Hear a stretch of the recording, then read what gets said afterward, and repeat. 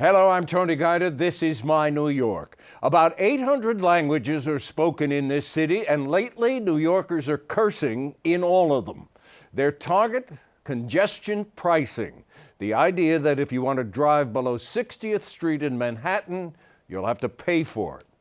Traffic expert Sam Schwartz, Gridlock Sam, is one of the architects of congestion pricing.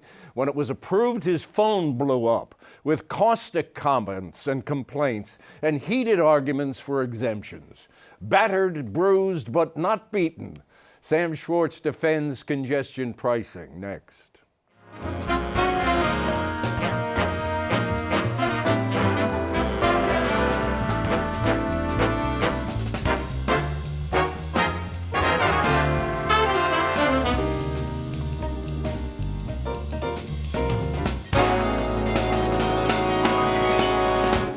Gridlock Sam, good to see you. Great to see you, Tony. 29, we should mention, 29 years that column's been in the papers written by you, and congratulations. That's quite an achievement. Thank you. Hope to make it to 30. I'm sure you will.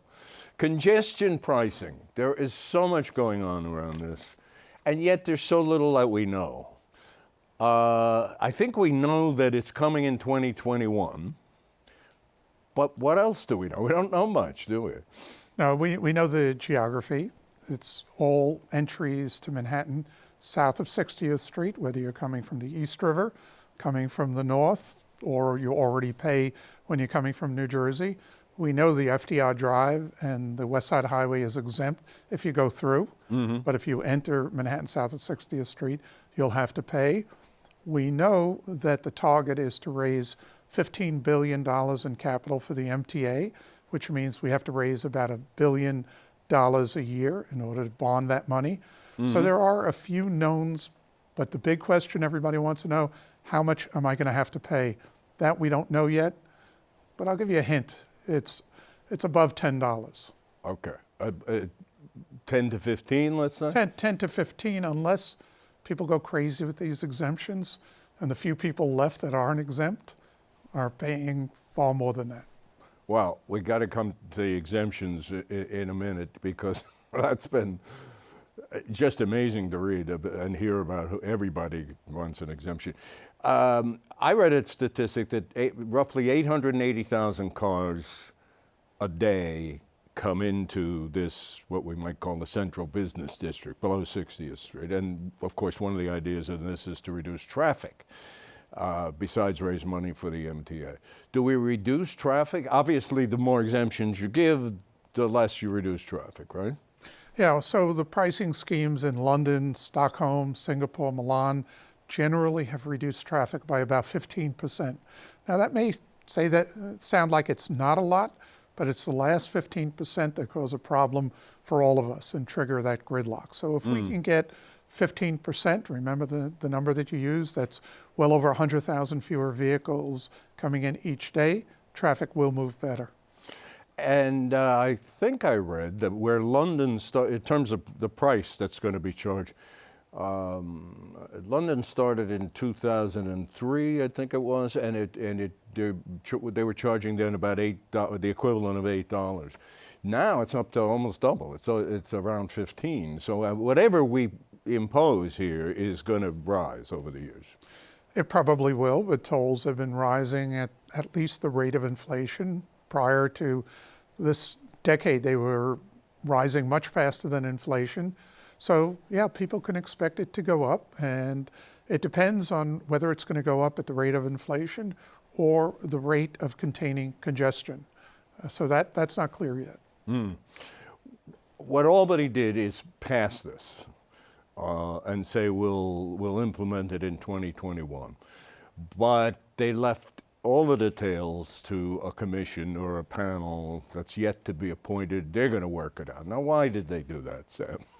Well, no surprise, the panel will do its work over the next 2 years, release a report November 2020, which will be after the next election, November 2020. Yeah. November 2020, after the next right. So conveniently, it's after the election. And we should point out that you should underline that. It's after the next election. So what Albany did, which is what Albany is good at doing, is kick the can down the road, or some people call it cover your butt. They passed it, but they're not going to be around to, have to take the heat for all the details that this panel comes up with. Well, they'll take some of the heat, but, because I didn't do it. The panel did it, right? Well, right. It's kind of like the New York Jets punting all the time. Yeah. So I'm not surprised that they punted until after the next election. No, I don't think anybody's surprised. Now, as of this date, nobody's been appointed to that commission yet, or that panel. I haven't heard any names. It'll be 6 people.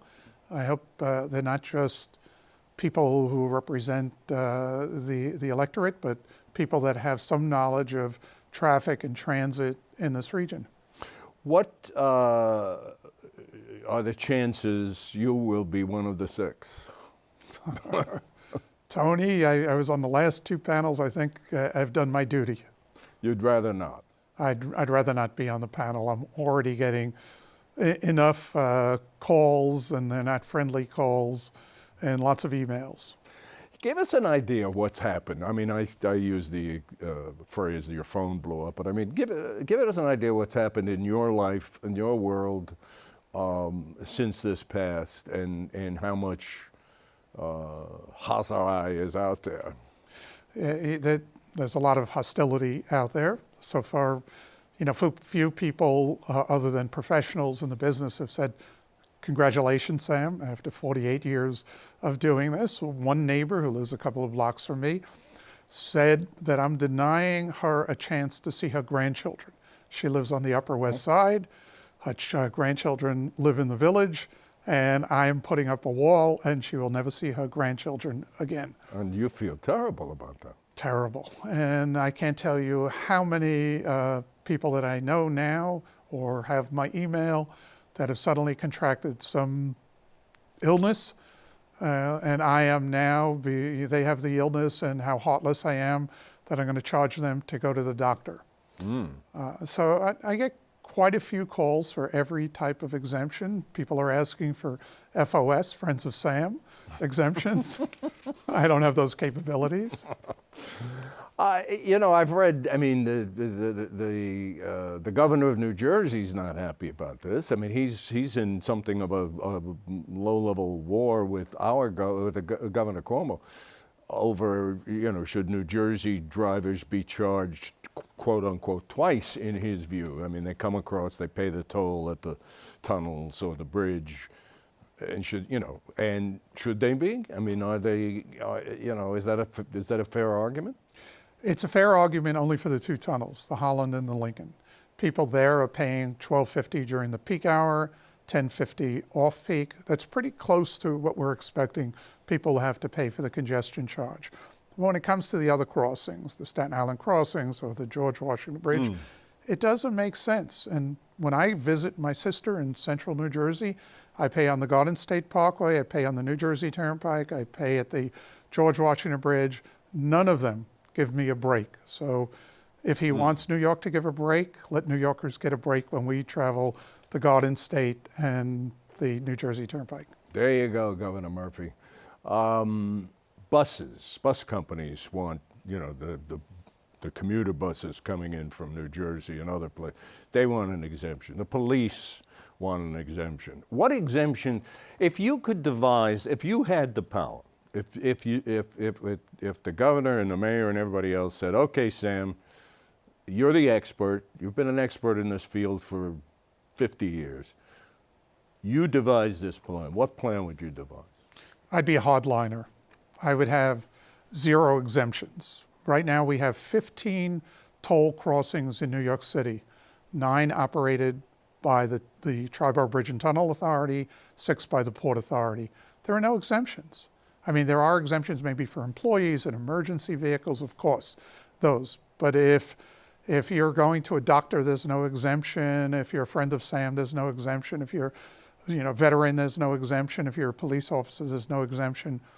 Why reinvent the wheel? So I would just do what we're doing right now on these facilities that have had tolls since 1927. In fact, if you go back to 1883, the Brooklyn Bridge had a toll, no exemptions back then. That's a slippery slope. If you say everyone who has a car that has a disability tag on it, if you say everyone who is a police officer, well, then all the firefighters will want it. And if the firefighters want it, then the sanitation workers have to get it. And why not all the DOT workers after all they're maintaining the system? And soon every government worker will want it. Right. So you can't go down that way. And the MTA bridges and tunnels, I call them the TBTA, they haven't done it in 90 years. Neither has the Port Authority. Why do it now? We want you on this commission, Sam. I want you on this. I thought you were my friend, Tony. Well, I live in Manhattan. I want to see cars reduced by a lot. I guess, you know, there's going to be such lobbying and such pressure. But the point you're making is, you know, for exemptions, but the point you're making is for every exemption you give, not only are you going down a slippery slope, but that's dollars you're not raising. So, you know, there's got to be a tilting point at some point. At some point, you don't raise the kind of revenue you want unless you really now knock the toll up even higher. Yeah, so I'm hoping that the panel will look at each one of those things. So if you give police officers exemptions, you go, I'll make up a number, $12 to $13 or $14. If you add on that, everybody with a disability tag, those that are left are now at $16 or $17. If you add a few more exemptions based on what elected officials are calling for exemptions to the Henry Hudson Parkway Bridge or the George Washington Bridge, suddenly you're approaching $20. It gets ridiculous at some point. I read an editorial, it's probably more than a month ago, so perhaps it's outdated by now, but the editorial said that in the legislation that was passed, it is not guaranteed that this money will go where they say it's supposed to go. What's your understanding of that? My understanding is this amount of revenue, let's say $1 billion a year, will be bonded. Therefore, you can't rate it. There are bondholder covenants. This is real money. It really is $15 billion or that order of magnitude. It really has to go to capital work. 80% for the New York City subway and buses, 20% for the railroads. I think that's pretty firm when it comes to New York City. Andy Byford's put forward the Fast Forward program, so we do have a blueprint. It should only go for those projects that have been approved by the MTA and only capital projects. Speaking of Andy Byford, there are stories that he's not happy, apparently, with what is perceived on his side as interference, too much interference by Governor Cuomo, and he may leave. What might the result of that be? I think Andy is the best subway chief we've had in, I can't recall, maybe since David Gunn. I thought David was terrific 35, 40 years ago, and he turned around the system. So it'd be a big loss to New York. I don't know who we would get. So I would like every effort to be made to keep Andy in his job. What about the MTA itself and its reported, and I suppose you could document, I don't know what to call it, mismanagement or over-reliance on certain kinds of too much interest in certain kinds of projects, not enough interest in their main job, which is subways and buses. When Joe Lota was the MTA chairman, this is years back now, he pointed out that the MTA subsidizes a ride on the Long Island Railroad $7 per ride. But a ride on the subways, the MTA subsidized at only $1. Now, I trust Joe Lota's figures. You know, that was then 5, 6, 7 years ago. I don't know that anything's changed. But my point is, the subways carry what, 6 million people a day? And the Long Island Railroad carries several 100,000. I mean, the agency itself, MTA, is at fault for some of the problems this plan, this congestion pricing, is trying to remedy. Yeah, this goes back to 1968 when the MTA was formed, Governor Rockefeller formed it, there was an agreement, which I supported at the time, and that was that some of the revenue from tolls would go to the subway system and some would go to the railroad, and it would be about equal, except the subways would get 25 million more, which was real money back in 1968. That formula hasn't changed. And that's one of the reasons that we're subsidizing the railroads a lot more. Would I like to see it skew more towards the subways? Yes. But the only way you can get congestion pricing passed was to make sure that some of the revenue was going to the railroads. And no one has touched that formula. I think it should be touched. I think the subway system should get more of the revenue. And if there's going to be a subsidy, more for the subways, less for the railroads, I don't see it in the near future. I guess my question is, if this doesn't, let's assume congestion pricing passes as we have been discussing, let's assume it raises the $1 billion per year, 80% going to the subways and buses and the other 20% to the commuter railroad. That doesn't abrogate the previous arrangement you're talking about? No, two different pots of money. So one pot of money is going to be the congestion charge. The other are the 9 Tri-Borough Bridge and Tunnel Authority facilities that generate a few $1 billion a year, of which that money is divided about evenly between the subway system and the railroads. And that's why per rider, the subway system gets a lot less and the railroads get a lot more. So who do we need to beat up on to get this changed? It's only the legislature that can ever change that formula. I don't see it happening. New York City doesn't quite have enough clout in terms of the statewide. So in order to get the support of Long Island legislators, Westchester and Rockland, they have to probably keep that deal for a while. Yeah, and our mayor hasn't got the warmest relationships with the Albany legislators. It's been a long time since we had a mayor who had a good relationship with Albany. Yeah, I hear what you're saying. So in 2021, this will be here, and congestion pricing, and you have detailed much of what it's going to look like. How does it work? I mean, I guess, do we need to build these overhead license plate readers and things like that? So the MTA has let out a contract looking for the latest technology. So we know that there'll be at least 2 technologies. One will be EasyPass. And if you look at the MTA bridges and tunnels of the Port Authority, EasyPass is now being used by over 90%. And in the case of TBTA, it's approaching 95% of the people. So we will capture people. And you probably don't need too many readers. What people don't know is we already have plenty of readers in Manhattan that are measuring the speed of cars, not to write tickets, to really control the traffic signals. So we already have a lot of the readers there. So we don't need to add a lot. The cameras get to be more difficult. They need generally these gantries to be able to pick up the license plates. I don't recommend that for the Manhattan streets and avenues. Instead, I would recommend that we don't try to achieve 100% with cameras, that we get to 99.99, and we use them at a few different locations, maybe side-mounted, so they're not obtrusive. We don't want gantries across Fifth Avenue.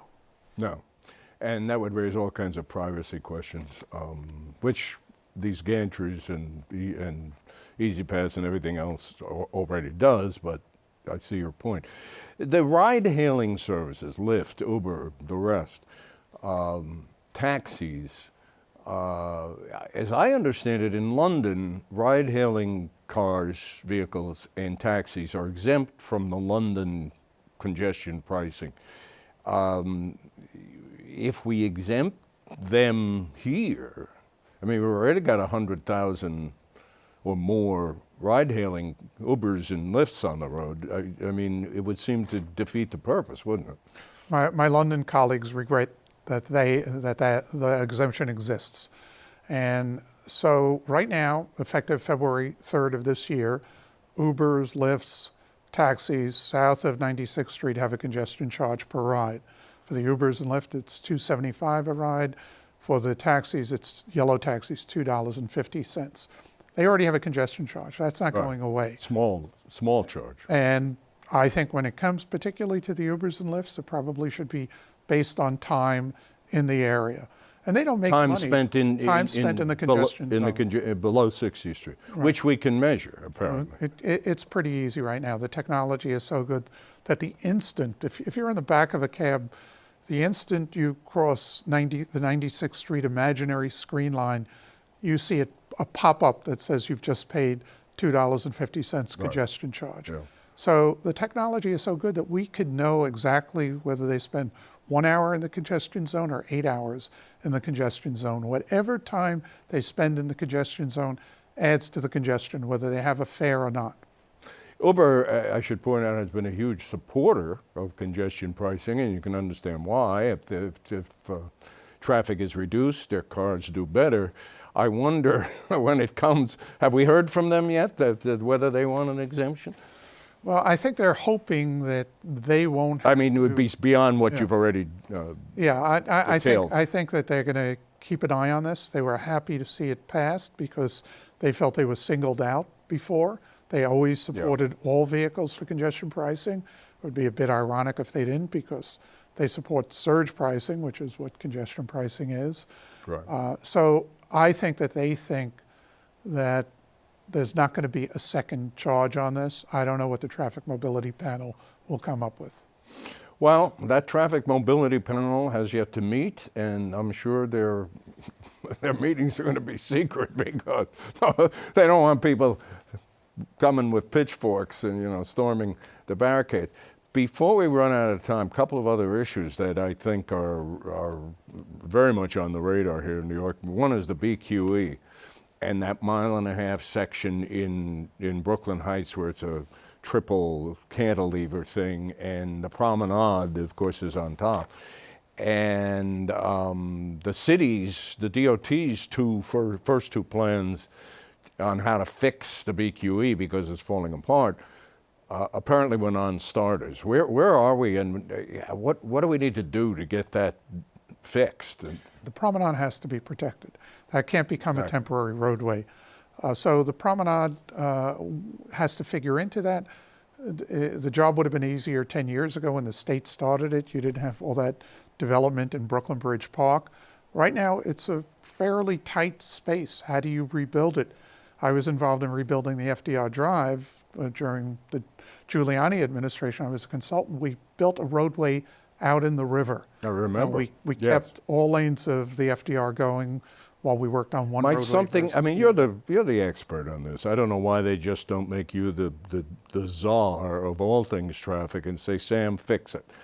What would you do here? Would you try another outlying road? Could you do that with the BQ? I'd review all options over here. There's a tunneling option. Now that may sound ridiculously expensive, but if you tunneled, maybe there's a lot of air rights that could be sold. If you tunnel, meaning you create, the road is underneath, but now you've got new land atop, which might be used for development, build a building, get revenue. That's absolutely right. A number of places now are covering up highways, allowing for some development to pay for whatever other use they'd like to see. So, maybe there is an outbound solution. Maybe there is a solution with fewer lanes. There's lots of good ideas out there, and the panel will review it and hopefully come up with the best. How urgent is this, Sam? I mean, I read that the infrastructure specialists say the BQE with trucks, the way it is now, 7 more years and this thing's coming down, it's falling. We got to fix this in 7 years, and that's like the day after tomorrow, right? Yeah, so if you remember when I was commissioner, I had to close the Williamsburg Bridge, parts of the Manhattan Bridge, many others. This is in dire need. I hope we don't see a condition like that. But if you go out there and you're driving the BQE, look up unless you have fear of what you're going to see. And what you're going to see is pretty loose concrete. You'll see lots of things that are written that mean this is a hollow area, possibility of concrete spalling, meaning falling to the ground, reinforcing bars that are exposed. It's not good news out there. Yes, it's going to reach the end of its life, and it will be probably in the next decade. One other transportation issue that's been on my mind, and we haven't heard much about it lately, but that idea for a, what would you call it, light rail streetcar between Queens and Brooklyn. I think it's a good idea. It was a huge mistake when we gave up our last streetcars in the mid-1950s. We were moving far more people with streetcars than we moved with buses. The performance of the streetcars were better than the buses, and it also can be achieved at a relatively low cost because it could be supported, again, by development value capture of the real estate along that route.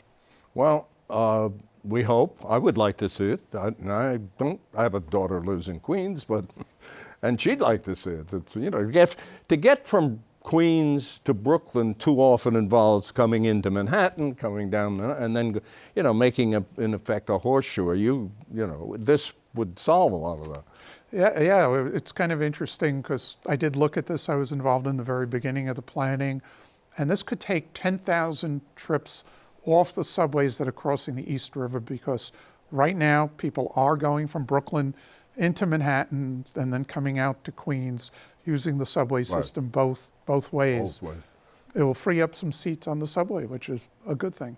A very good thing.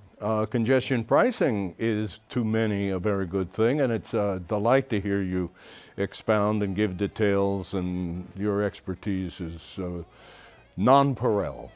It's always good to see you, Sam. Great seeing you, Tony. Thank you. And don't call him. Do not call him. Thanks for watching. We'll see you next time.